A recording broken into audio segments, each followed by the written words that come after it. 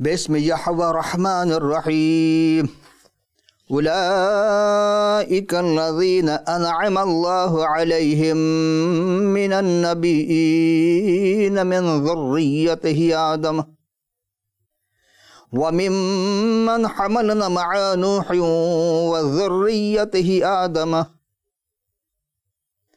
वमिम्मन हमलना मअ नूह व ज़ुर्रिय्यतिहि इब्राहीम व इसराईल व मिम्मन हदैना वज्तबैना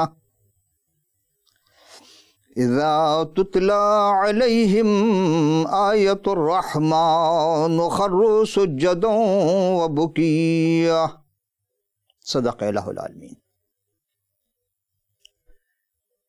ये वो लोग हैं जिन पर अल्लाह ने अनआम फरमाया, ज़ुमरा अंबिया में से, आदम की औलाद में से, और उन्हें जिन्हें उसने कहा कि हमने नूह के साथ कश्ती में उठा लिया था, इब्राहीम और इसराइल यानी हज़रत याकूब की औलाद से हैं, और उन मुंतखब लोगों में से जिन्हें हमने हिदायत बख्शी और बरगुज़िदा बनाया।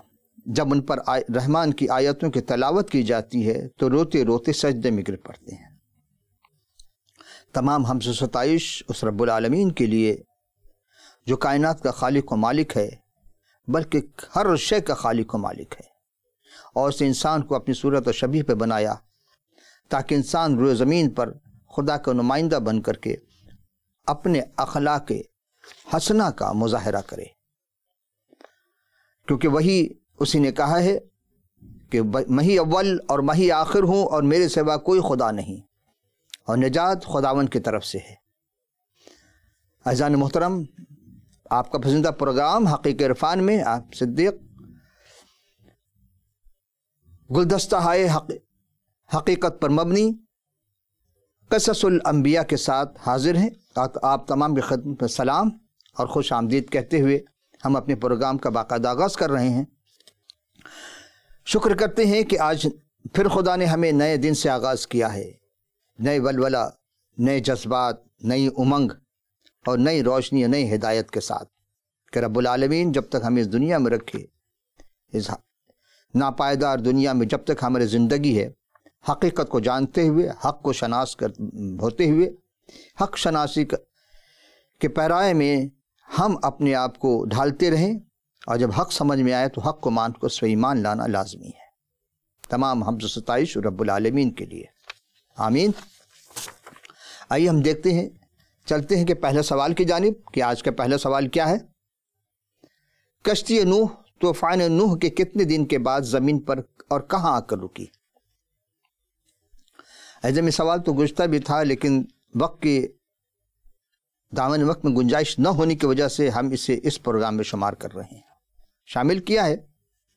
और इसके लिए फिर वही कि हम पहले क़ससुल अंबिया से, यानी कि क़ससुल अंबिया इब्न कसीर साहब की लिखी हुई, जिसके मुतरज्जिम हैं मौलाना अबू तलहा मोहम्मद असगर मुग़ल साहब, और फिर एक और हम आगे चलेंगे जैसे जैसे, फिर हम आपको की खिदमत में ये तमाम बातें पेश करते रहेंगे। तो कश्ती नूह तूफ़ान नूह के कितने दिनों के बाद ज़मीन पर और कहाँ आकर रुकी।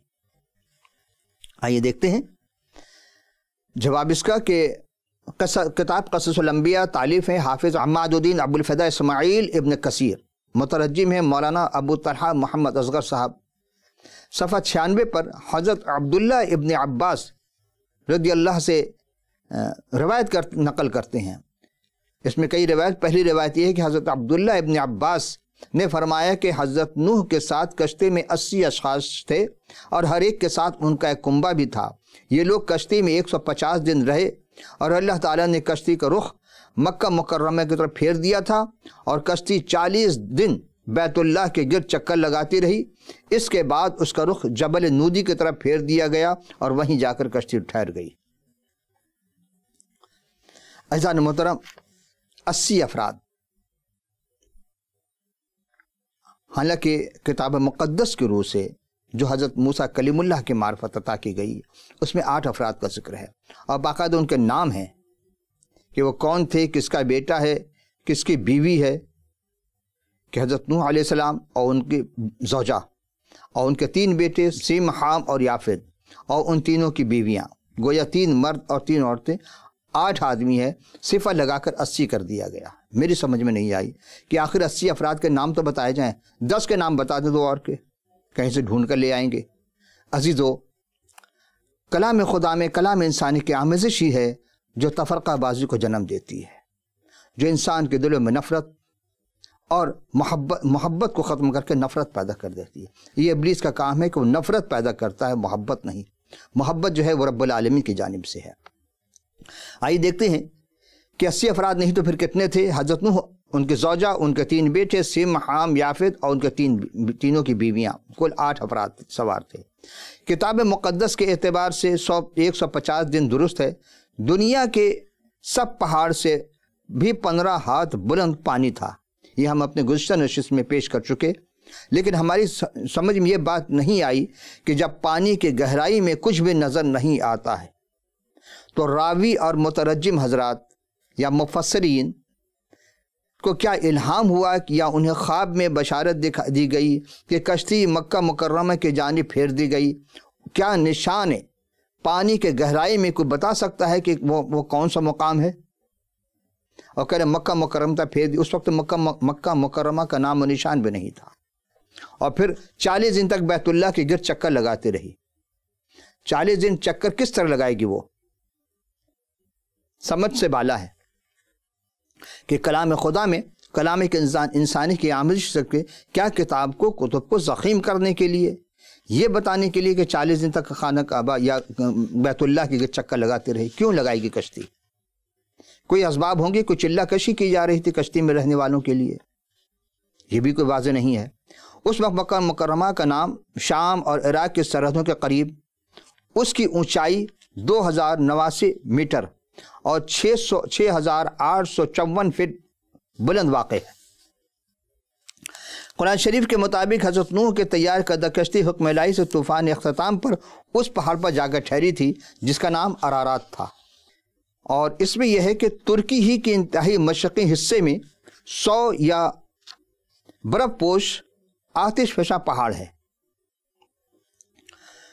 یہ ترکی کا سب سے زیادہ و نشان بھی نہ تھا، یعنی اس وقت یہ کی بات ہے جب یہ ترکی کا سب سے زیادہ نام و نشان کہیں بھی نہیں تھا، اور موجودہ رپورٹ کے مطابق جبل جودی یا جودی پہاڑ ترکی کے جنوب مشرقی حصے میں سب سے پہلے تو اپنے پیارے سامعین کے تہہ دل سے ہم مشکور ہیں کہ یہ جو آپ نے سوال کیا ہے، پسندیدہ آپ کا یہ پروگرام دیکھتے ہوئے کہ آپ نے اچھا سوال کیا ہے، لیکن پہاڑ کے بارے میں بتا دوں کہ اس کے 2 حصے ہیں۔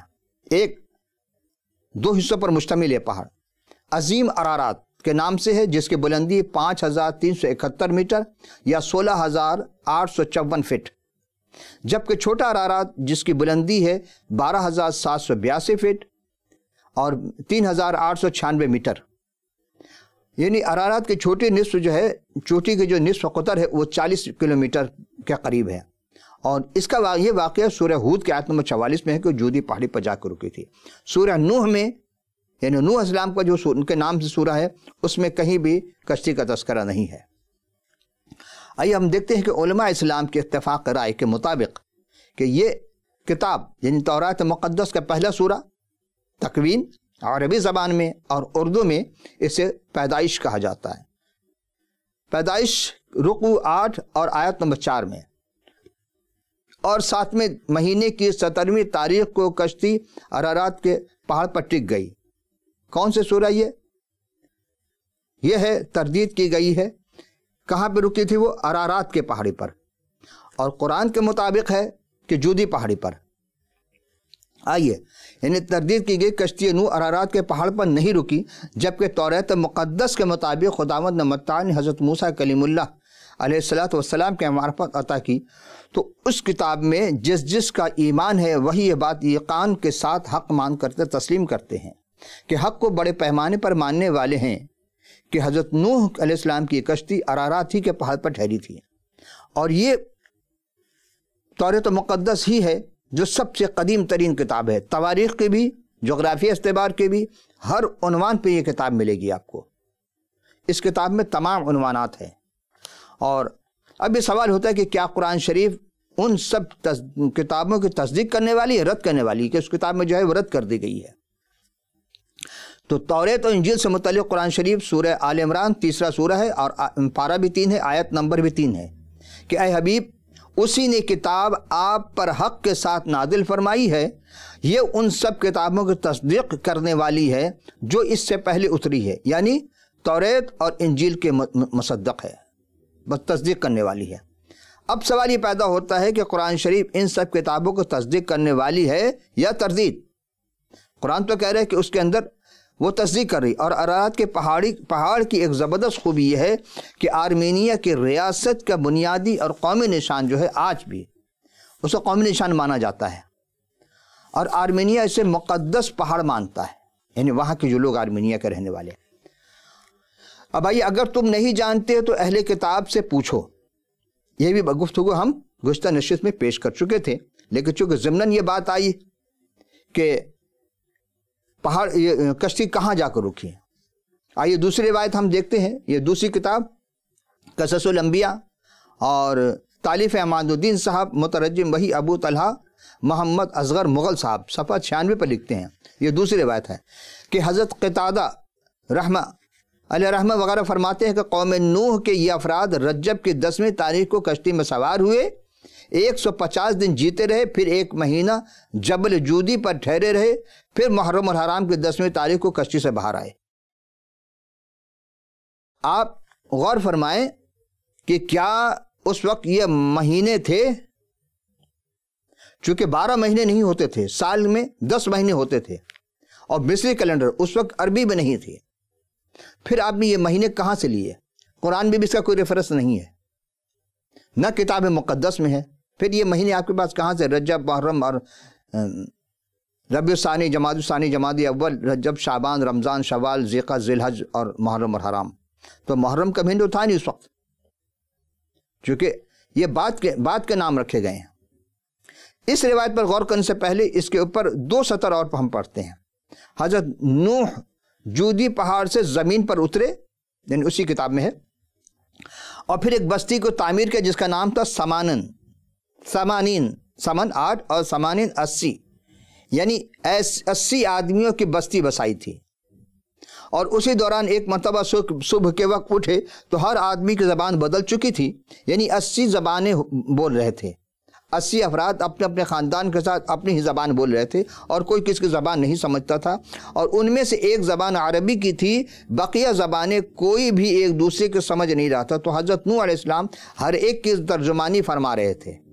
عزیزان گرامی قدر، حضرت قتادہ نے جو حضرت نوح علیہ السلام اور ان کے قوم کے بارے میں بتایا یا لکھا ہے، یہ کیسے پتہ چلا کہ وہ رجب اور محرم کے مہینے کی نشاندہی کیسے فرمائی؟ اور رہی زبان میں تبدیلی کی بات کہ صبح اٹھے اور زبان بدل چکی، سبب کیا ہے؟ کوئی تو اسباب ہوں گے، کوئی تو سبب ہوگا زبان کی تبدیلی کا، انہیں سبب نہیں لکھا کہ اس سبب سے۔ ایسے کیسے ہو سکتا ہے کہ رب العالمین بغیر کسی سبب کے، چونکہ وہ مسبب الاسباب ہے، لیکن کسی سبب کے وہ اسباب نہیں بنتا، پہلے سبب پیدا ہونا چاہیے، سبب ہونے چاہیے کہ اس سبب سے زبان میں تبدیلی ہوئی، لیکن اس کتاب میں کچھ بھی نہیں لکھا۔ آگے سوال یہ ہے کہ زبان میں تبدیلی کا سبب کیا تھی؟ یہ نہیں ہے، جو بھی جواز یا سبب نہیں لکھا تھا، لکھنی چاہیے تھی کہ بھئی یہ سبب سے ہوا۔ صاحب قصص الانبیاء ابن کثیر نے اور نہ ہی مترجم صاحب نے ہی کوئی سبب تحریر کی، وہ بھی لکھتے کہ مترجم نے کہا کہ چلو اس لیے ہم نے لکھ رہے ہیں، وہ بھی انہوں نے تحریر نہیں کی۔ تو اب کیسے پتہ چلے کہ کون سی بات درست ہے؟ یہ ہم سامعین آپ پوچھے ذریعے کے زمانے کب تبدیل ہوئی، یہ ہم اس وقت بتائیں گے جب حضرت نوح کے بیٹے سم یعنی سام علیہ السلام کی جب ہم حیات طیبہ پیش کریں گے، اس میں ہم بتائیں گے زبانیں کیسے تبدیلی ہوئیں، کیوں تبدیل ہوئی، سبب کیا ہے، اور پھر زبان تبدیل ہونے میں کیا واقعہ رونما ہوا، یعنی اس واقعے کے سبب ہونے چاہیے۔ انہوں نے کوئی اپنی کتاب میں تحریر نہیں کی۔ ہم جب حضرت سم علیہ السلام یعنی جن کو سام کہا جاتا ان کی حالات زندگی پیش کریں گے حیات طیبہ، تو اس میں بتائیں گے کہ زبان میں تبدیلی کیسے ہوئی، کب ہوئی، کہاں سے ہوئی، وجوہات کیا تھے۔ واللہ عالم بالصواب۔ اب اگر آپ سے میں سے کسی بھی صاحب علم کے علم میں ہو تو وہ ہمیں ضرور اطلاع فراہم کیجیے گا، اور آپ کو ثواب بھی ملے گا۔ کہ زبانیں کیوں تبدیل ہوئی، اس کا سبب کیا تھی، اور ہمیں جواب کا انتظار رہے گا آپ کا، چونکہ ابھی پروگرام اور بھی آ گیا ہے۔ ویسے کلام مقدس کے مطابق اس وقت صرف ایک ہی زبانیں بولی جاتی تھی، یعنی زبانیں نہیں تھی، ایک ہی زبان تھی اور سمجھی جاتی تھی۔ تبدیل تو ہوئی لیکن مقام اور زمانہ میں فرق ہے۔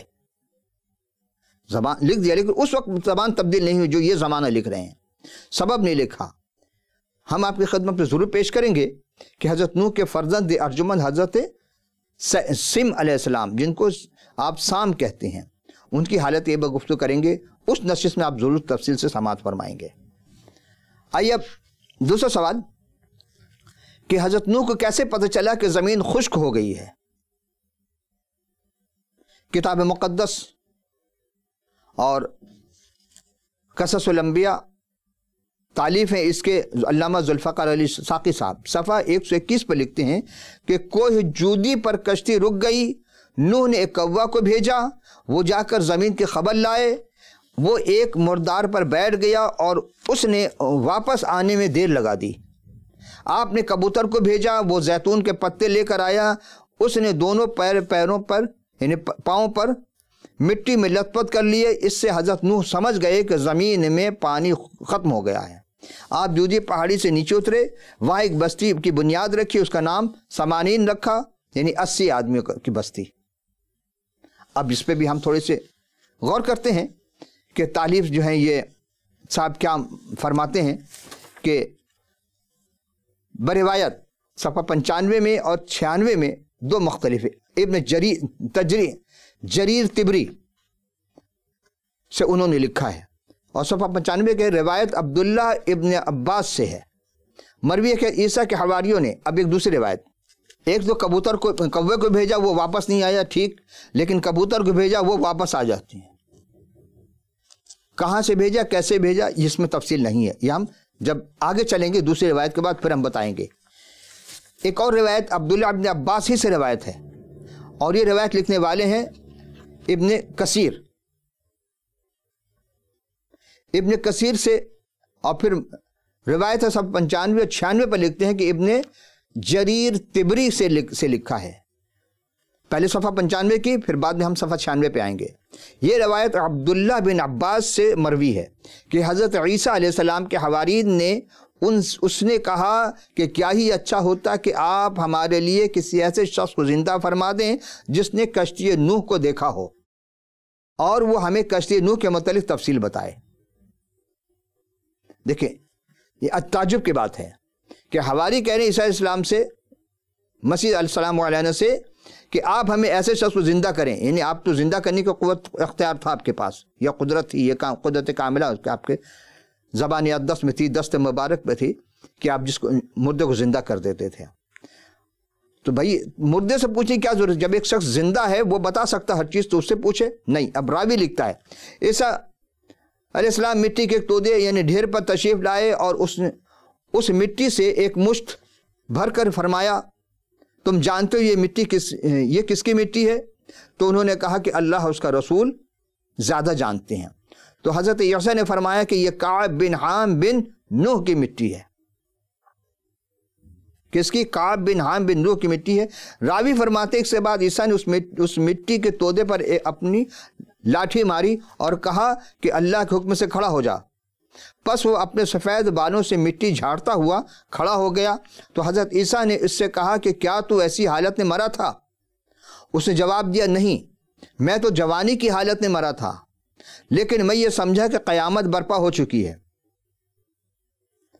یہاں ایک بات ملتی ہے کہ ہاں اسے بھی یقین تھا کہ جب عیسیٰ اسلام آئیں گے، جب مسیح السلام آئیں گے تو وہ قیامت ہوگی، اسی لیے وہ خوفزدہ ہو گیا۔ اس نے جواب دیا نہیں، میں تو جوانی کی حالت میں مرا تھا، لیکن میں یہ سمجھا کہ قیامت برپا ہو چکی ہے، جس کے خوف سے میں بوڑھا ہو گیا۔ مسیح السلام علیہ نے اس مردے کو زندہ کیا، اس سے کہنے لگے ہمیں نوح کی کشتی کے بارے میں تفصیل سے آگاہ کرو۔ تو اس نے کہا کہ کشتی کی لمبائی 1200 گز اور چوڑائی 600 گز، اور اس میں 3 منزلیں تھیں، پہلی منزل میں مویشی اور جنگلی جانور تھے، دوسری منزل پر انسان تھے، تیسری منزل پر پرندے تھے۔ جب کشتی میں جانوروں کے لید وغیرہ کثرت سے جمع ہو گئی تو اللہ جل شانہ نے نوح کی طرف وحی بھیجی کہ تم ہاتھی کے دم کو ہلاؤ۔ نوح نے دم کو ہلایا تو اسے خنزیر مذکر مؤنث پیدا ہو گئے اور فوراً لید اور غلاظت کی طرف لپکے۔ پھر جب چوہے نے کشتی کے ٹانکوں کی سلائی کاٹنا شروع کر دیا، اب ٹانکے کہاں سے آئے تھے؟ میرے آگے ہم تذکرہ کریں گے۔ تو عز جل شانہ نے نوح کی طرف وہی بھیجی کہ تم شیر کے دونوں آنکھوں کے درمیان مارو۔ اس نے مارا تو شیر کے نتنوں سے بلی اور بلہ نکلے جو چوہے کی طرف جھپٹے۔ یہ ہم واقع چکے پچھلے نشست میں پیش کر چکے، لیکن چونکہ یہ روایت ابن کثیر صاحب کی ہے کہ پوری تفصیل انہوں نے پوچھا تھا اس مردے کو جگا کر کے مسیح سلام علیہ نے۔ تو حضرت عیسیٰ نے ان سے شخص سے کہا کہ نوح کو کیسے معلوم ہوا کہ تمام شہر غرق ہو چکے ہیں؟ اس شخص نے کہا، جواب دیا کہ نوح نے کوے کو بھیجا، وہ زمین والوں کو حالات معلوم کر کے لائے تو کوے نے جیسے ہی باہر مردار لاشوں کو دیکھا ان پر ٹوٹ پڑا۔ نوح نے اس کے لیے بد دعا کی کہ تو ہمیشہ خوف میں مبتلا رہے گا۔ یہاں ایک بات سوچنے کی ہے کہ پہلی بات تو یہ ہے کہ حوارین جو تھے وہ انہوں نے کبھی مسیح سلام علیہ سے اس قسم کی کوئی فرمائش نہیں کی، ورنہ کتاب میں ضرور درج کرتے۔ اگر مسیح نہیں درج کر سکے تو یہودی ضرور اس بات کو درج کرتے، وہ تو مخالفین میں سے تھے۔ دوسری بات کہ آپ نے اس کے کشتی کی لمبائی چوڑائی پوچھی اور پھر اس میں درجے بتائے غلاظت کے بارے میں، اور پھر ہاتھی کے دم کو ہلانے سے خنزیر نر مادہ کا پیدا ہونا، مذکر مؤنث، پھر شیر کے ماتھے پہ مارنا دو آنکھوں کے درمیان میں، اس کے چھینک سے یعنی نتنوں سے بلہ اور بلی کا پیدا ہونا، یہ ہم پچھلے سے پیش کر چکے کہ ایسی کوئی بات نہیں، اس لیے کہ کنہم جنس باہم جنس، جنس سے ہی وہی جنس پیدا ہوتا ہے، دوسرے سے نہیں۔ یہ رب العالمین کے انگشت کی جانب انگشت نمائی ہو رہی ہے کہ خدا دوسرے جانور سے دوسرے جانور کا پیدا کر سکتا ہے، کر تو سکتا ہے، لیکن یہ شریعت کے خلاف بھی ہے۔ اور خدا کبھی جو شریعت جاری کر دیا وہ اپنے شریعت کے خلاف کام نہیں کرتا ہے۔ انسان تو کرتے ہیں لیکن پروردگار عالم کے یہاں نہیں ہے، وہ جو حکم جاری کر دے اسی حکم پر کاربند ہے۔ تو حضرت عیسیٰ نے جب پھر پوچھا کہ شہر کیسے غرق ہوا تو انہوں نے کوے کو بھیجا، کوہ واپس نہیں آیا اور وہ مردار پر ٹوٹ پڑا۔ پھر نے بد دعا دی۔ نبی کبھی بھی بد دعا نہیں دیتے، پہلی بات آپ ذہن میں رکھ لیں۔ کسی نبی نے کبھی بھی اپنی امت کے لیے بد دعا نہیں کی اور نہ ہی اپنے لیے دعا کی خواہش کی کہ میرے لیے دعا کرو۔ دو باتیں ہیں، نبی بھی کسی زمانے کے نبی نے اپنی امت کے لیے بد دعا نہیں کی اور نہ ہی اپنے لیے دعا چاہی، ورنہ پھر عوام میں، امت میں اور نبی میں کوئی فرق نہیں رہ جاتا۔ نبی بد دعا نہیں کرتے، دعا کرتے ہیں۔ موسیٰ علیہ السلام دعا کرتے تھے، ہر نبی نے دعا کی ہے، بد دعا کسی نے نہیں کی ہے۔ اور پھر سے جائے کہ ایک جانور ایک پرندے کے لیے بد دعا کرے گا؟ نہیں، نبی کے درجات کے منافی یہ باتیں ہیں۔ جی اب ہم پھر غور کرتے ہیں، آگے چلتے ہیں کہ حضرت پھر آپ نے کبوتر کو خبر لینے کے بھیجا، وہ اپنے چوچ پہ زیتون کا ایک پتا اور اپنے پاؤں میں کیچڑ لایا، تو اس سے نوح کو معلوم ہوا کہ تمام شہر جو ہے وہ غرق ہو چکے ہیں۔ نوح اس کبوتر کی گردن میں ایک ہری شاخ کا ہار ڈالا اور اس کے لیے دعا کی کہ تو خوشی اور امن میں رہے۔ یہاں ایک بات سمجھ میں آتی، تھوڑی دیر کے لیے میں آپ سے عرض کر دوں۔ دیکھیے حرام جانور جو ہے وہ بہت کم، پرندے خاص طور پر انسان کے ساتھ نہیں رہتے، حلال جانور رہتے ہیں، اسی لیے کوا انسانوں سے دور رہتا ہے۔ گھونسلے جو ہے انسان کے بلڈنگ میں نہیں بناتا، وہ درختوں پر اور اونچے اونچے مقامات پر درخت میں ہی بناتا زیادہ تر گھونسلے کوا۔ اور کبوتر ہمیشہ انسانوں کے ساتھ رہتے ہیں اور انسانوں کے گھر میں وہ بسیرا کرتے ہیں۔ اب ہم پھر آگے چلتے ہیں، چونکہ وہ انسان سے مانو۔ پھر حوارین عیسیٰ نے فرمایا، اے اللہ کے رسول، کیا ہم اس کو اپنے گھر لے چلیں تاکہ ہم اس کے ساتھ بیٹھ کر کچھ گفتگو کریں؟ عیسیٰ نے فرمایا، اس کا رزق دنیا سے ختم ہو چکا ہے، یہ کیسے تمہارے ساتھ رہ سکتا ہے؟ پھر عیسیٰ نے اس شخص کو حکم دیا کہ اللہ کے حکم سے اپنی اصلی حالت پر لوٹ جاؤ، اور اس کے بعد وہ شخص مٹی ہو گیا۔ ابن جریر طبری یہ روایت۔ آئیے اب ہم تھوڑے سے تبصرے کے بعد، چونکہ اب دامن وقت بالکل گنجائش نہیں رہی، کہ سب سے پہلے تو ابن کثیر صاحب مترجم سے دست بستہ پوچھنا چاہتا ہوں، سوال کرنا چاہتا ہوں، حضور والا یہ روایت عبداللہ بن عباس سے مروی ہے، حضرت عیسیٰ کے حواری نے اس نے کہا کہ کیا ہی اچھا ہوتا کہ آپ کسی سیاسی شخص کو زندہ کریں۔ اور کشتی کے حالات معلوم کریں، جبکہ توریت شریف، توریت مقدس اس وقت موجود تھی، تحریری حالت میں تھی، وہ توریت میں پڑھ چکے تھے۔ اس لیے سوال بالکل بے بنیاد ہے۔ روایت آپ نے لکھی ہے، اپنی جگہ درست ہے، اپنی عقل کے مطابق، اپنے علم کے مطابق، لیکن کتاب مقدس سے تصادم کر رہی ہے۔ یہ واقعہ کتاب مقدس میں کہیں نہیں ہے کہ آپ نے حواریوں والی بات اہل کتاب کی کس کتاب سے اخذ کی ہے، یہ ضرور نشاندہی کیجیے گا۔ اور حضرت مسیح نے ایک مٹی کے تودے کے پاس گئے، اور اب آئیے کتاب مقدس کی روشنی میں سیکھتے ہیں کہ حضرت نوح کو کیسے پتہ چلا کہ پانی خشک ہو چکا ہے، زمین خشک ہو چکی، پانی ختم ہو چکا۔ توریت مقدس تکوین یا پیدائش، اس کی رکو 8 اور 1 تا 14 آیت۔ پہلی آیت، پھر خدا نے نوح کو اور کل جانداروں کو اور کل چوپاؤں کو جو اس کے ساتھ کشتی میں سوار تھے یاد کیا، اور خدا نے زمین پر ایک ہوا چلائی اور پانی رک گیا، اور سمندر کے سوتے اور آسمان کے دریچے بند کر ہو گئے، اور آسمان پر سے جو بارش ہو رہی تھی تھم گئی، اور پانی زمین پر سے گھٹتے گھٹتے 150 دن کے بعد کم ہوا، اور 7ویں مہینے کے 17ویں تاریخ کو کشتی ارارات کے پہاڑ پر ٹک گئی، اور پانی 10ویں مہینے تک برابر گھٹتا رہا، اور 10ویں مہینے کی پہلی تاریخ کو پہاڑ کی چوٹیاں نظر آئیں۔ اور 40 دن کے بعد یوں ہوا کہ نوح نے کشتی کی کھڑکی جو اس نے بنائی تھی کھولی، اور اس نے ایک کوا کو اڑایا، سو وہ نکلا، اور جب تک زمین پر پانی نہ سوکھ گیا تھا ادھر ادھر پھرتا رہا۔ 8ویں آیت، پھر ایک اس نے کبوتری اپنے پاس سے اڑا دی تاکہ دیکھے کہ زمین کا پانی گھٹا یا نہیں، یعنی زمین خشک ہوئی نہیں، پر کبوتری اپنا پنجہ ٹیکنے کی جگہ نہ پائی اور اس کے پاس کشتی کو لوٹ آئی، یعنی کس کے پاس؟ نوح علیہ السلام کے پاس، کیونکہ تمام روئے زمین پر پانی تھا۔ تب اس نے ہاتھ بڑھا کر کشتی سے، یعنی کس کو؟ کبوتر کو لے لیا اور اپنی کشتی میں رکھا، اور 7 دن ٹھہرنے کے بعد اس نے کبوتری کو پھر کشتی سے اڑایا، اور وہ کبوتری شام کے وقت اس کے پاس لوٹ آئی، اور دیکھا تو زیتون کی ایک چھوٹی سی تازہ پتی اس کے چونچ میں تھی۔ تب حضرت نوح نے معلوم کیا کہ پانی زمین پر سے کم ہو گیا ہے۔ تب 7 دن اور ٹھہرنے کے بعد اس نے کبوتری کو اڑایا، اور پھر اس کے وہ نہ لوٹی۔ 600 برس، یعنی نوح السلام کے 600 برس کے پہلے مہینے کی پہلی تاریخ کی یوں ہوا کہ زمین پر سے پانی سوکھ گیا، اور نوح نے کشتی سے چھت کو کھولی۔ اب کہاں سے؟ یعنی ساری چیز پیک کر چکی، صرف نوشندان کے طور پر کھڑکی لگائی تھی، کھڑکی کھلی تھی، دروازے بھی بند۔ نوح نے کیا کیا؟ چھت کو کھولی اور دیکھا کہ زمین کی سطح سوکھ گئی ہے، اور دوسرے مہینے کے 27ویں تاریخ کو زمین بالکل سوکھ گئی۔ اور اس کے بعد یعنی آغاز ہوتا طوفان کا، اور 40 دن 40 رات مسلسل بارش ہوتی رہی، اور پانی کم ہونے تک، یعنی کتنے؟